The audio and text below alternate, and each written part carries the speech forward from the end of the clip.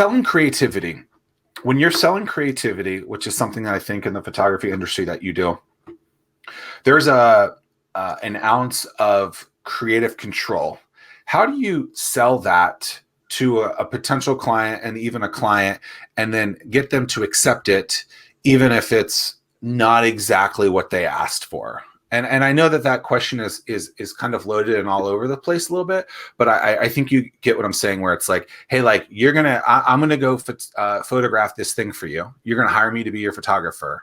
I'm going to take a picture of this, but I'm gonna Nick Suttonify it a little bit. How do you get them to accept that creativity in a creative business? Well, I think going into it, the client needs to understand that this is how I photograph things. This is my style, if you will.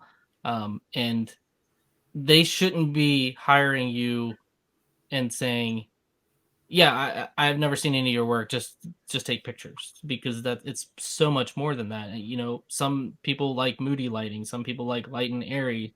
Some people like more documentary style. Some people, there's up close, and headshots is a perfect example. You look at someone's headshot and they shoot it one way, and then you go look at someone like Peter Hurley and he shoots it completely different, and it's in your face, up close, extremely bright. So you really need to emphasize to your customers and your clients, hey, this is my style. This is the way I think creatively this image should be.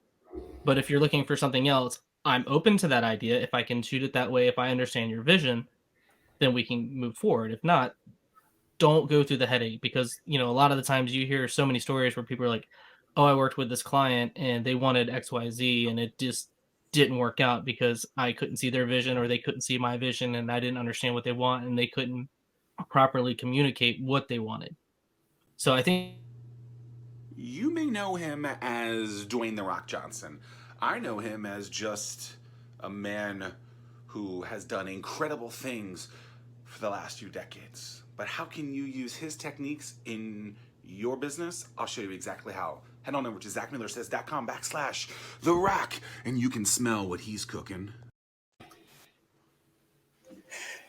So, Nick, wait, real quick, that commercial is a good example, because they said, hey, we need an image of The Rock that's very profound, like very dominant. How are we going to light it? Right? Yeah. A million different people could shoot that a million different ways. So anyways, I digress.